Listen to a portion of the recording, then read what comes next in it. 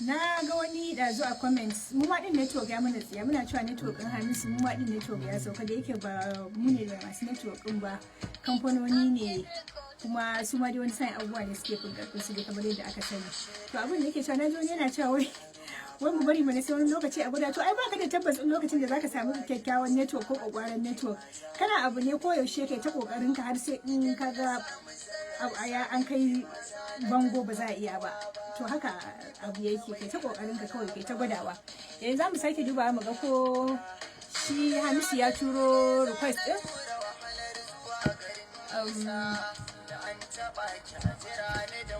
muna jira mu gani yanzu ko ya turo request din sai mu ansa masa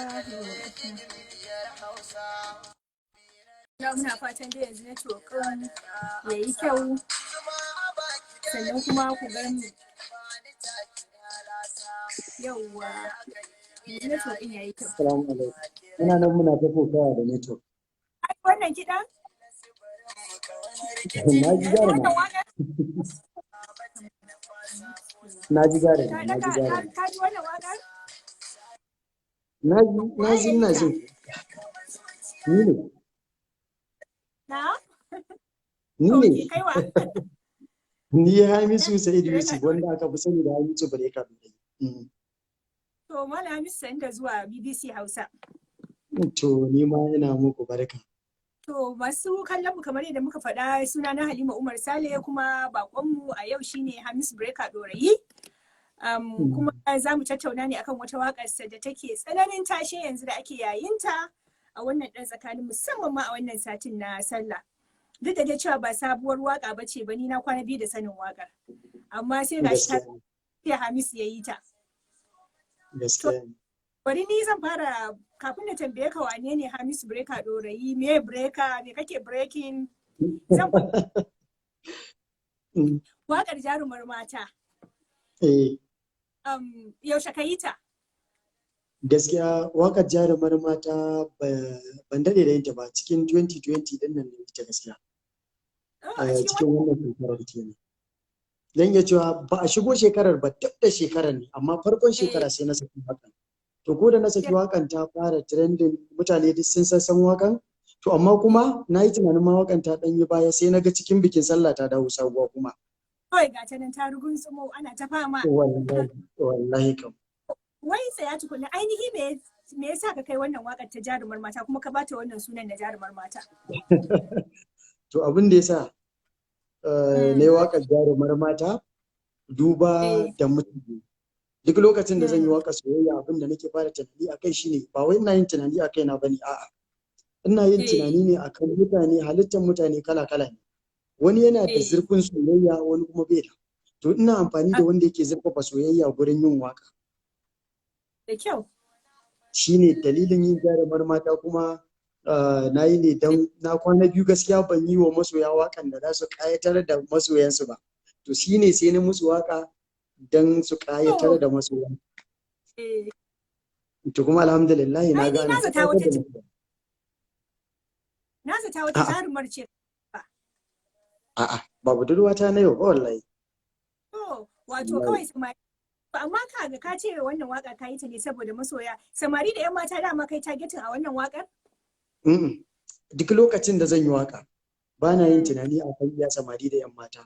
Da farko tunani na ina fara ɗauko tsoho sai na ɗauko tunani na ba ma tsoho sai in ba wa sa'ana in ba wa wanda ya girme ni in ba wa waɗanda suke ƙasa da ni kanne ke. To idan dai yaro zan yi wa'annan tunanin zaki ga ya zama na maganganun sun yi adalci kowa da abin da zai tsinta daidai da nashi a ciki.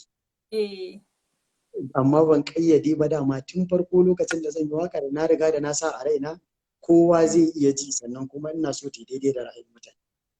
Amma ka taɓa tsammanin wannan wakar za ta zo har ta zaburar da mutane musamman matan aure da suke gidajensu su zo su cashe da ita?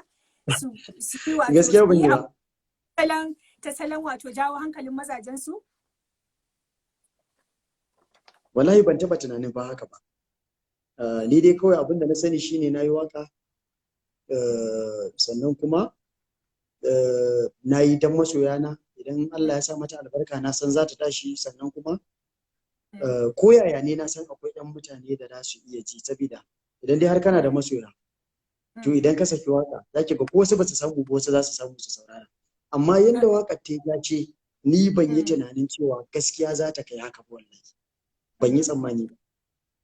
To kai ya kaji da kaji wannan waka ta fito a bikin sallah kaga ana saka ta malam ana matan aure suna daukar hankalin mazajensu da ita, ya kaji a ranka? Na ji daɗi lokacin da na ga abun kaman wasa da na ga abun sai nake dariya na ce alhamdulillah, na ce yau na kasance ɗaya daga cikin mutanen da nake ba da gudunmawa a cikin aure, haka ma ya ishe ni ne alfahari. Ban taɓa tsammanin zan ga haka ba, ban taɓa tunanin zan yi haka ba. To kamar in yi posting kamar kan yi posting haka dai. To daga bisani sai na yi tunani sai na ga ba zan yi posting ba, amma kuma duk wanda ya yi na gani ina jin daɗi a cikin zuciyata. Na ji daɗi sosai, na ji daɗi, sannan kuma ina yi dukkanin ma'auratan da suka taka muhimmiyar rawa akan wannan abu na musu fatan alkhairi. To bayan wannan waka ni da lokacin da na fara jinta sai nake ta tunanin waka ce ta samari da 'yan mata haka da 'yan bana bakwai wanda ake cewa millennials, wato wanda suke kan sharafinsu, amma sai na ga ire-ire na da ma waɗanda ba su kai ni shekaru ba da kuma sai na ga su ne suka dinga gwangwajewa da wannan wakar a bikin sallar nan. Wato ni abin da nake tunani kalaman cikin kuma masoya ana iya samun su a kowane shekaru kamar yadda ka faɗa, amma kuma sai ga shi ya zo ya zama na matan aure, ta zama wakar matan. Gaskiya ne, wato abin da yake faruwa duk lokacin da ni zan yi waka kamar yadda na gaya miki tunani na yana da rabuwa ne gida-gida. Yanzu tun a baya farkon fara sauraro na akwai na taɓa faɗa na ce mace mai jura akwai da babu ita ce wadda ake wata ke da farin cikin gida ko bukka. Kin ga na bawa mata aure wannan ne. Sannan da na ƙara gangarwa da wani waka so dangin mutuwa sai na ƙara cewa so bai kyala tsoho ba. Still kin ga na ƙara miƙa wa ma'aurata wannan.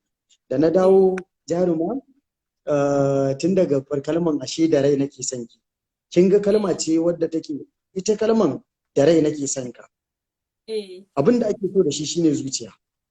Amma shi kuma duk lokacin da aka miƙa wa rai so to yana daidai da kaci ni da kai mutu ka raba. Mutu ka raba, wato sai mutuwa ce za ta raba, gaskiya ne. Yawwa mutuwa ita ce za ta raba. To kin ga wannan na ƙara tsallakawa layi ne na waɗanda suke su ne suke rayuwa tare. Ne ma'anan zancen. Gaskiya ne, to amma wasu suna ganin wannan kamar matasa, kai yadda kake tunda kana mu'amala da matasa, shin matasa sun nuna maka cewa sun ji haushi da matan aure suka zo suka kane ne suka kwace musu wannan waka? Ba su nuna min ba. Wato abin da yake faruwa a cikin bikin sallar nan ya zama na duka muna gida, mun yi bikin sallah gida haka ne, amma ni alhamdulillah na samu nishaɗi na domin duk abin da yau za a ce ka fito ka yi don ka faranta wa wasu mutane rai, sannan kuma kaga sun ɗauki abin sun yi farin ciki da shi, kai ma zai faranta maka rai. Haka ne. Gaskiya alhamdulillah ni wannan shi ya taya ni hidiman bikin sallah. To. Wallahi na ji daɗi, duk kusan wanda zai kira ni a waya zai kira ni ne mun magana akan na ga wakan ka jaruma. Ana ta abu kaza na ce wallahi ni ba haka na gani. Duk wanda zai kira ni to kun ga iya wannan ya sai faranta min rai. Sannan kuma su kansu matasa ba su nuna min cewa ba sa goyon bayan wannan ba. Ba su nuna maka cewa waƙar su ce aka sace ba.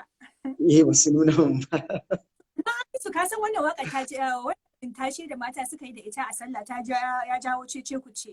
Wasu suna ganin cewa ta aure ba laifi bane ta rawa a gaban mijinta, amma sawa a social media din shine laifi. Kai me zaka ce kan haka? Abin da zan iya cewa shine abin da suka ce. Tunda ko da yaushe duk abin da muke idan masoya ne muke yi. Sannan idan muka waya fuskar addini za mu yi wa abin adalci, fahimta ce. Amma ni a tunanina sawa a social media din zai iya zama na kuskure, tunda kin ga mu ba malamai ba. Akwai hurumi ne wannan na masu ilimi wanda ni ba zan ce komai a kai ba. Amma dai abin da na sani ne duk abin da ya zama na ra'ayinsu to shine zai zama na ra'ayi. Ni dai komai nake yi da masu. To yanzu kana ganin wannan tashin da ta yi da sallah din nan ya ƙara maka farin jini kuma ya ƙara waka farin jini ko kuwa da farin jinin ka na yadda yake? Gaskiya a'a, gaskiya zan iya cewa ya ƙaru. Duk abin da na gani na tashin hankali idan ba zan manta ba a daɗe ba. Ba a daɗe ba. Na dinga jin rumors a kaina kala-kala. Yanzu a haka a gari akwai wanda ake ce musu ban da lafiya, an tafi ana jiya ta ina kaza da sauransu. Sai an kama ni. Amma duk abin da na gani sai in sa a raina wannan jarrabawa. Sannan kuma bayan jarrabawan sai in ƙara ganin wani abun alkhairi. To lokacin da na dinga ganin wayannan tashin hankula, tabbas hankali na yana tashi idan na ga wani abu. Saboda ina zaune zan ga an yi posting abu a kaina wanda bai ba shafi ni ba. Amma kuma alhamdulillah sai na ga hakan ya jawo yanzu na ƙara samun wani nasara ko ci gaba tunda ban yi ƙarfin da ne a cikin wannan lokacin. Haka ne. Duka da wannan kalubalen da nake fuskanta kuma alhamdulillah ga shi gaba nake to kin ga ba zan taba cewa nayi baya ba ko kuma ina nan a da yanda nake a'a. Daga bikin sallah zuwa yanzu na san alhamdulillah na ƙara gaskiya. Haka ne. Saboda wanda ba su sanna ba ma sun ƙara sani na yanzu. Ka kware da gaske. Yanzu bari mu dawo kan waƙar jarumar mata. Ni ka san baitin da na fi so a jarumar mata wanda kullum sai na rera wa mai gida na baitin nan. Kullum sai na wa miji na wa. To baitin da nake bari na dan saka su sai in ji baitin. Idan na samu zarar sabin ki ba za na tanka kowa ba. Ni ban ga mai harara. To ga baiti na. Ka bi waƙar mana. Ka bi waƙar ai muna jin ka. Wahalar zuwa garin nisa da an taɓa ki a jira ni dan kwatila sai na zo na ɗau fansa. Ni wannan kai baiti ka fi so ni wannan baiti na biyu din wannan wahalar zuwa garin nisa din ni shine baitin da na fi so kuma shine baitin da mai gida na ya fi so kullum sai mun yi wa juna da shi. To ni kuma kin ga idan zabi na ne a cikin wakar na fi son yau gana an ruwa kusa da kada zo ki ci cikar kona. Na fi son komai da mafita kar da ki saba da ita. Na fi son. Na ga wannan gaskiya ba na da daɗi amma ni duk da haka shine na uku. Baiti na biyu da na fi so shine wanda kake cewa in bude yan idanu. In har zan ni ban da damuwa. In har zan buɗe yan idanuna. Yawa ina ga ita ce nan ko.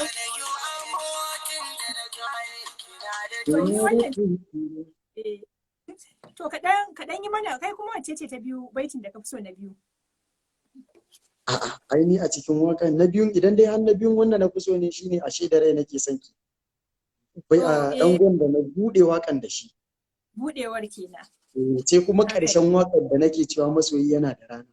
Kalma ce wadda nake so har a cikin zuciyata. Ina son kalmar masoyi yana da rana. To yanzu Hamisu wannan waka duk ana jin ta ne a audio ba mu ganta a bidiyo sosai ba. Yaushe za ka yi bidiyo? Yau zan saki bidiyo. Yau din nan? Yau din nan zan saki bidiyo. Da misalin karfe 12 na dare. Wannan lokacin sharafinta da take kai a wannan lokacin koko za ka saka ne dama can haka ka tsara? Dama can gaskiya na sa a raina zan sake ta cikin bikin sallah. To ina za a za a same ta a channel dina Hamisu Breaker a YouTube insha Allah da a same ta. Sannan za a same ta a channel din Sunusi Oscar Popoto. Shi ne daraktan waka. Shi ma da a samu a channel din shi insha Allah. Yanzu Hamisu bari mu dan dawo kan Hamisu Breaker. Wane ne Hamisu Breaker? To, Hamisu Breaker dai dan asalin kasar Najeriya. Sannan kuma a Kano nake. An haife ni a garin Kano. Sannan karamar hukumar Bade, Dorayi karama zan ce kenan, unguwar Bello, layin Malam Musa Mutu. Na yi karatu a nan Dorayi karama primary school, na yi secondary school a Dorayi babba. Shi ne dan takaitaccen tarihin su. Shekarunka nawa? Shekara ta 27 a duniya. Shekara ka iyali fa? Bana da iyali sai iyaye na dai su ne iyali duka. Har yanzu ba jarumar mata kenan. Da yi da kanne a har yanzu babu. to shi za a samu jarumar mata. To Ko kai ma wannan ma contestant Allah ne. wacce ta fi iya rawar jarumar sai ka yi da ita. A gaskiya ai a zuciyata ko kuma in ce mafi akasarin lokuta ina ji in ce na kusa aure insha Allah na kusa yin aure amma insha Allah gaskiya ba a sa date din aure na ba amma ai ba zai buya ba lokacin biki na insha Allah zan fito in sanar da mutane zan gayyaci masoya na duka. To Hamisu yanzu zuwa yanzu ka fara waka yaushe ka fara waka yaushe aka fara sanin ka a fagen waka? Gaskiya idan aka ce yaushe na fara waka da yaushe na aka fara sani na sun bambanta. Na fara waka tun a makarantar Islamiyya tun na dan karamin yaro na fara waka sosai. Na taso na yi gwagwarmayan waka sosai gaskiya. Na yi zaman studio tun daga share studio har na zo kan mix down na zama ina sound engineer ne a studio. Daga nan kuma ana ta yi har na zo na buɗe studio na wani kaina ana ta yi har ya zo ya zama an fara sani na ƙarshen 2016.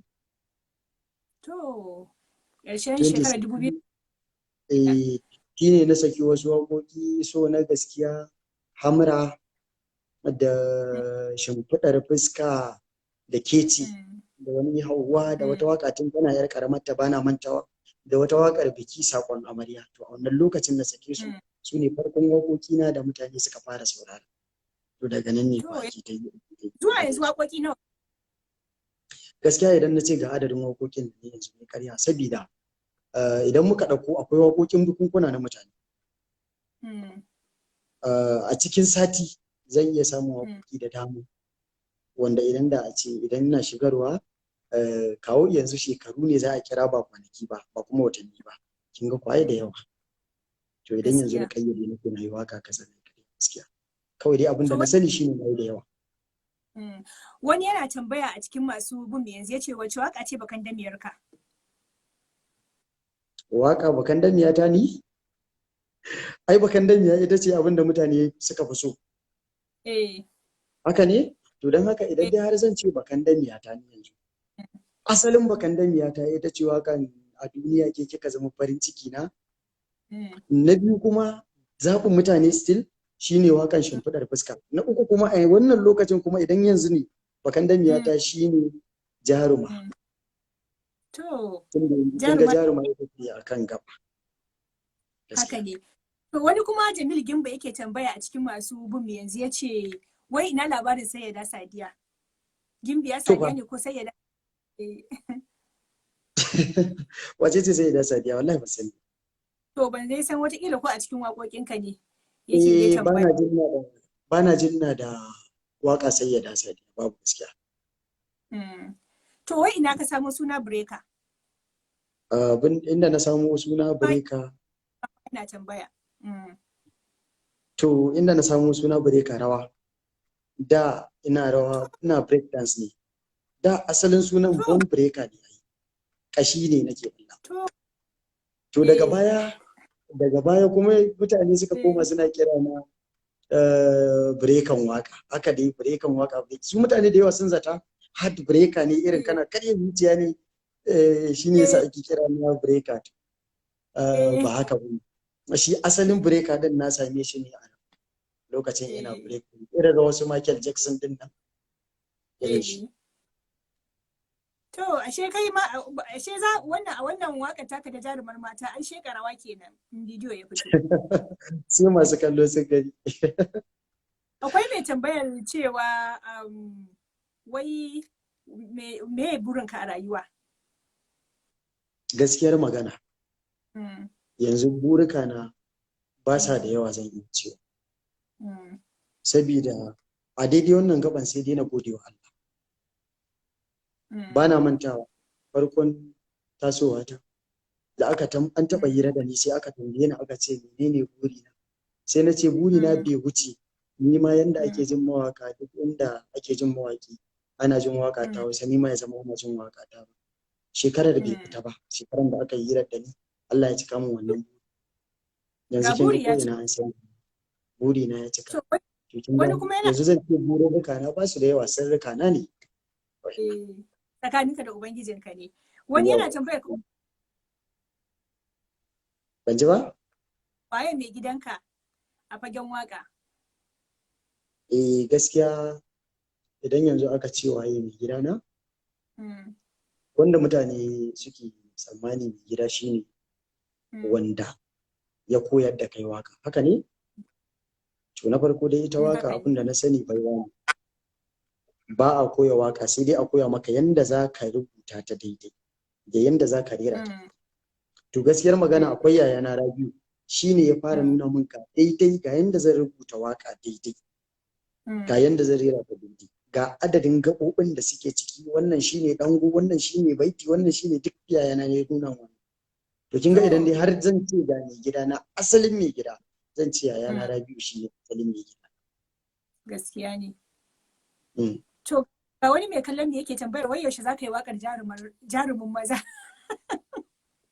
To idan zan yi wakar jarumin maza, sai dai na yi wakar sai in ba wa wata macen sai ta rera. Haka ne kuma fa shi balance. Shi kenan sai a raba biyu, kowa an ba shi nasa. Haka ne. To ni kuma tambayar da zan yi maka Hamisu shine kana fitowa fina-finan ne saboda ana kallon kamar mawaka da yan Kannywood kamar dan Juma ne da yan Jummai. Gaskiya ne Hassan da Hussein za a kira su ba. Gaskiyar magana duka a duniya na yi fim guda biyu. Sannan kuma a yanda na tsara, yanda ni nake ji a zuciyata zan yi fim guda uku. Su ma akwai dalilin da ya sa na amsa script din na yadda na yi fina-finan. Kin ga na yi biyu, ne biyu watakila saura daya. Duk da tsarin na Allah ne, kai ba ka isa ka tsara wa kanka rayuwa ba. Ban sanya Allah zai yi da ni ba. Amma dai a cikin zuciyata ni da abin da na kudace, to amma ban san kuma yaya abin zai kasance a cikin rayuwata ba. Idan Allah ya yi ina da abinci a ciki, zan ci gaba da yi. Idan ba na da abinci, na san Allah ba zai bani ba. A cikin mawaka gaba ɗaya banda kai Hamisu Breka, wani mawaki ne ya fi burge ka? A cikin mawakan Hausa? Wanda ya fi burge ni Sadi Sidi Sharifai. Duk duniya bayan Sadi, duk duniya mawakan duk duniya ba ma na Hausa kawai ba kuma yanzu. Mawaka duk duniya, mawaka duk duniya. Gaskiya ni mawaki ya ce wadda ta burge ni sunanta Umma Sangari. Ta kasar Mali. Tana waka ban san me take cewa ba, amma a zuciyata na tabbatar da cewa wannan mawaƙiya ce ta gaskiya. Irin tana yin waƙan za ka ji waƙan live take yi shi, amma da ka ji duk yanda take yi, idan dai har za ka yi ƙoƙarin bin muryarta, to za ka tabbatar da cewa wannan tana da baiwan waƙa a tare da ita. Tana matuƙar burge ni gaskiya. To a cikin 'yan fim kuma na Kannywood, wane ne gwaninka ko wace ce gwanarka? A cikin 'yan fim na Kannywood, gaskiya zan iya cewa mafi akasarin su suna burge ni. Abin da ya sa shi ne dukkan su kusan masoyana ne. Na tabbatar da ƙaunar da suke mun, duba da yanda idan na saki abu zaki ga suna ta mun reposting. To wa za ka ƙaunata, wa za ka kyale? Ka fatanin su ba wanda bana zaman lafiya da shi, kowa na wani. Kin ga ko kowa jarumina ne, duk wanda na sa fim din sannan kallo sai in ji yana burge ni. Haka ne. Matan su da mazan su. Ce Momi Gombe ne, wajen mutum 10 suna ta tambaya a cikin masu comment suna cewa wai ina labarin Momi Gombe. Labarin Momi Gombe da aka ce na kashe mata aure ƙarya ne. Domin Momi Gombe ko da auren ta ya mutu kafin na ganta ma an fi wata biyar. Ban ma san auren ya mutu ba. Kafin kuma Momi Gombe ta aiki da ni, ta yi da mutane da dama. Rai ko neman suna ne Allah masani. Sai daga baya na ga wasu sun fito suna posting suna cewa ni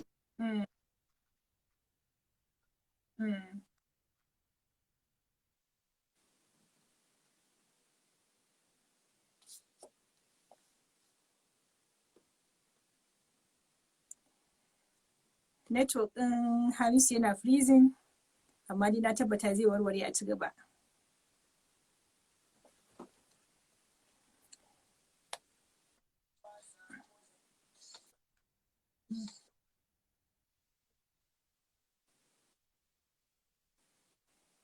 Yanzu kana sa ran nan gaba akwai wata waka da za ka yi ta zo tafi jaruma farin jini?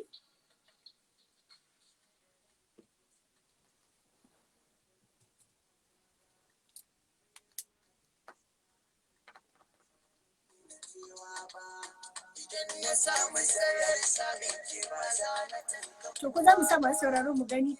Wai na ga mai shafin da zaka discuss tana kallon wannan. Aisha ki gaya mana baitin da kika fi so ki rubuta mana baitin.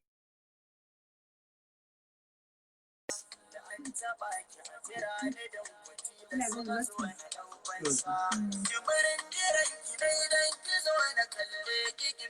Ina ga mun rasa Hamisu Breka Dorayi, za mu sake gani idan ya sake hawa sai mu gaggawar wato yin sallama da masu sauraro. Ba laifi an samu abin da aka samu. Bari mu sake gani ko za mu sake samun sa. Kafin nan za mu dan shakata da jarum. Zuma a baki daɗi gare ta kin ba ni taki na lasa. Inda akan ki ne na yi nisa da ba kiran da zan amsa. Tilas barin mu kaunar nitin da ta yi nisa. Sun ba bata da fasa na ce ni in ba da laifansa. Tsarin zubin ki daidai ne ya kama zuciya ta ne. Na san kawai mafarki ne, na san ki so mataki ne, ban da damuwa in har zan da ɗan gida. Mun sake samun Hamisu yana ƙoƙarin connecting don mu samu mai rounding up mu tambaye shi wasu tambayoyin na ƙarshe kafin mu. Wai Allah, ina ɗan koya ne Aisha, ban ma bare ba don ma ba murya.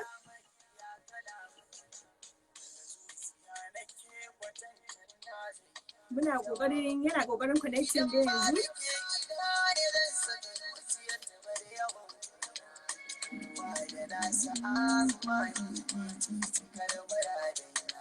Yau gane ruwa kusa da kada zo ki ce ki garkona. Muna ƙoƙarin connection har yanzu. Yauwa, kaga kuma sai aka samo ka a daidai lokacin da baitin da ka fi so ya zo. Alhamdulillah.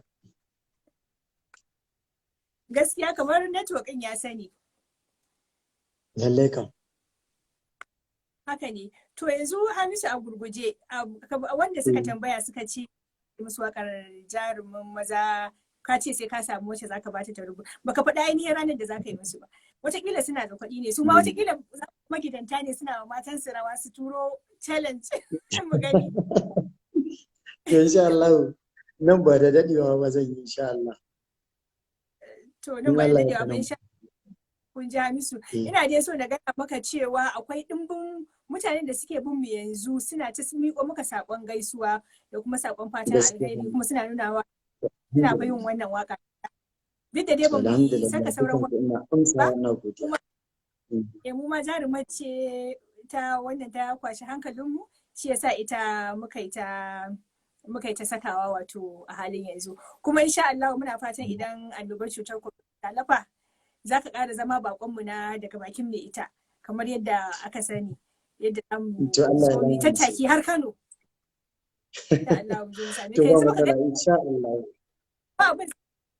Ta ce an kusa amma baka gaya mana ranar ba. An kusa. Idan yanzu na faɗi ranar na zo na saba fa. To kin ga ina yi ƙarya ke. To ni ba na san ne wa masoyana. A'a. Su jiraye ni nan ba da dadewa ba.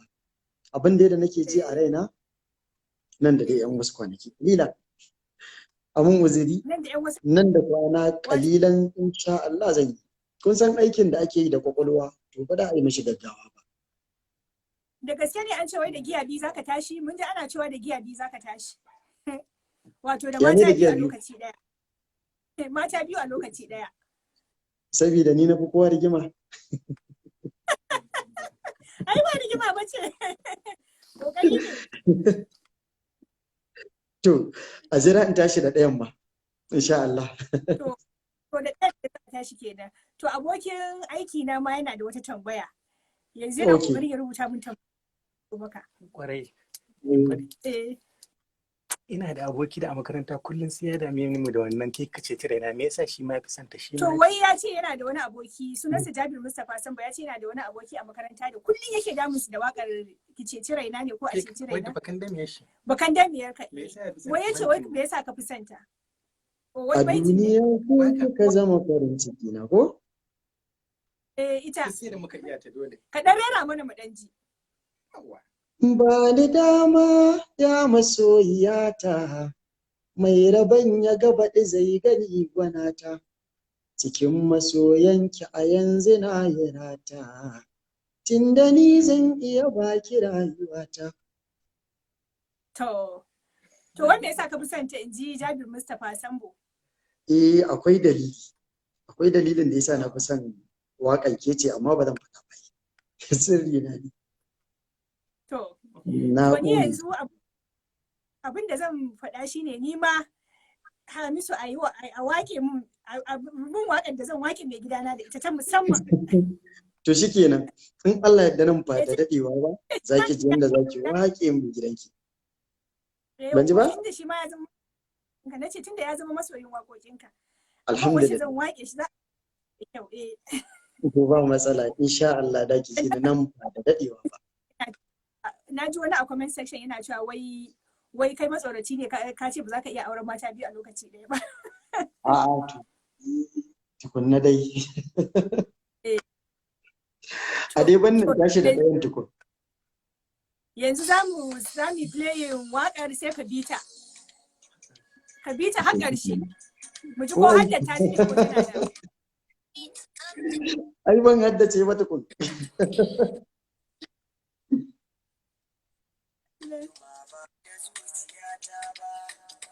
Komai ruwa da iska akan ce ba za na daina kewa ba, idan na samu zarar ba za na kan kowa ba, ki ban ga mai harara ba, bare na waiwaya.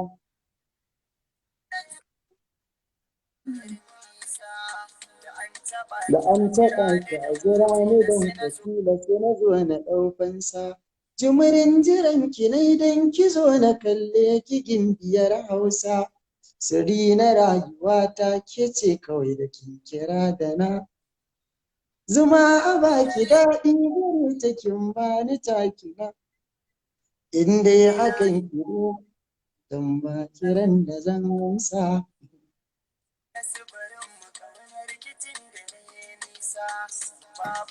San batun na fata ko za a ce mini ba da rai fansa, tsarin zubin ki daidai ne. Mafarki ne. Ni ban da damuwa in har zan buɗe 'yan idanuna, in kalle ki ga ki dafi da ni, to me za ya damu kalbina. Kina da tausayina, dan yanzu na zamo ya mafatauci mai biɗar gurin kwana. Da iya mai biya kalamaina, daga zuciya nake kwatantan na zayyano jawabaina. Ta bar yawan kuna, komai da mafi, ni ke cikar muradaina. Kusa da kada zo ki ce cikar kuna, kare da ki saba da farta ban kwana. Na ji na gani yanda nake son ki ya fi ƙarfi na.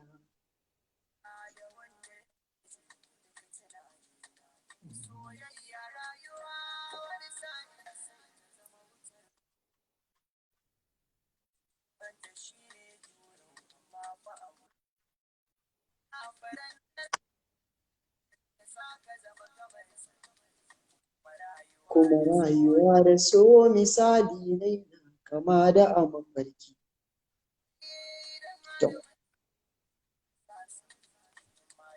Mata mai haƙuri idan har mun samu so mu sa sauki. Masoyi yana da rana ne. Wato ma a ƙarshe har shawara ka ba samari da 'yan mata. In an samu so wani sauki ne kake so a dinga a tausasa. Saukin kayan lefe ko? Ba ji ba? Saukin kayan lefe kake so a dinga yi? A'a, kisan wasu idan suka gane masoyinsu, maimakon su kyautata masa kuma sai a ce bari a ɗan jashi ko a ɗan gara shaka. to shine abin da nake faɗakarwa a kai. Na gane. Idan ka gane masoyinka to ka sa sauki ka kyautata musu, shine naka. Allah sarki, na Kun san gane gane wanda gaskiya. yake kan ka. To yanzu na da suka taya ni wannan aiki ya kammala, kamar babban producer Umar Rayi da Mustapha Jabiru Sambo, zan so su ma su gaya maka baitukan da suka fi so a wannan waka ta Jarumar Mata.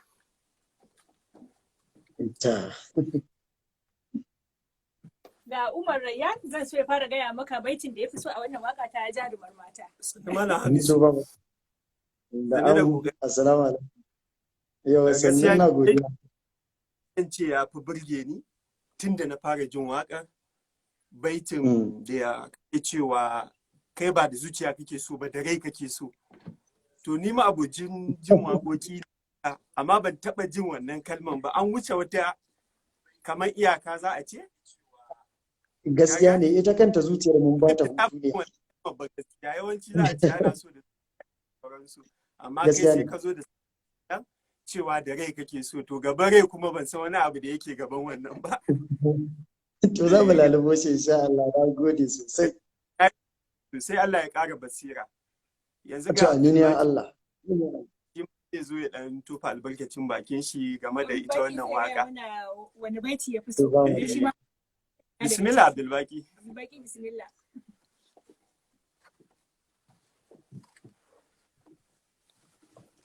Malam Hamisu, barka da yau. Yau barka dai. Ya ayyuka. Yawa suna ta ba da gudunmuwa. Ni kusan inda zan ce gaskiya inda na an yi waƙa nake jin cewa lallai an yi magana a wajen shine inda ake cewa in an taba ki kawai ki jira zan zo in ɗau fansa. To sai ta mamaki wata za ka zo ka ɗauka. Gidansu ne suka taba ta. Wato ka san shi duk inda masoyinka yake. A shi ne abin da bawo yake cewa garin masoyi baya nisa. Duk nisan inda masoyinka yake idan aka taba shi zaka iya zuwa inda yake. To ina so ta kwantar da hankalinta ne, kada ita kar ta faɗa. Ni ta banda da faɗa. Ban ji ba? Idan 'yan gidansu ne suka taba ta ko yayanta ko mahaifinta. To kaga an ce faɗan da ya fi ƙarfin ka sai ka mai da shi wasa. To ma da laga Jabir zai zo shi kuma. Dama zuwa ne mu gaisa. Jabir Mustapha Sambo. Malam Hamis ya gari ya hidima. Wallahi alhamdulillah. Mun gode Allah. Yawwa ni ma nan inda kake maganan cewa masu yana da rana irin yanda ake rufewa shi da wakan baitin ina jin daɗin shi kullum a mota in na kunna da wurin baɗin. So ina jin daɗin ji an ɗan yin ƙasa an ce masu yana da rana. Mun ne kasa na gode sosai wallahi. Magana Abdulbaki ta ce lokacin ce nan kawai sai in ta tunanin to irin yadda ake lockdown ina in ta ce ga ta a bariki ko ya za a kwashe ne ban sani ba in ta kira ka ta ce ga ta a bariki. To ai tunda da rai nake son ta zan iya fitowa. Zaka ba da to Allah ya taimaka. Amin ya Allah, na gode sosai. Malam Hamisu ka dai ji kowa da baitin da yake so, ni ba sun sa na fara son baitin farko. Ni ma dai na san gaskiya kai yake so, ni ma da rai nake son sa. Kai ma Allah ya sa ka so wanda da zaka ita ma ta so da rai. Wannan gaba nake kamar yadda na faɗa a madadin Umar Rayyan da Abdulbaki Jari da Jabir Mustapha Sambo, ni Halima Umar Sale da kai bakon mu Hamisu Breka sai na ce mun gode Allah, mun gode wa Hamisu da ka bamu lokacinka aka yi wannan tattaunawa. Kuma mun gode wa masu sauraron mu gaba ɗayan ku da kuka biyo mu kuka kalli wannan tattaunawa. Allah ya saka kowa da alkhairi. Sai na ce bari mu rufe da Jaruma kuma in ce Salisu sai Hamisu sai mun zo aure insha Allah. To Allah ya lamunce, na gode sosai, na gode sosai, na gode sosai. Sauraron mu assalam.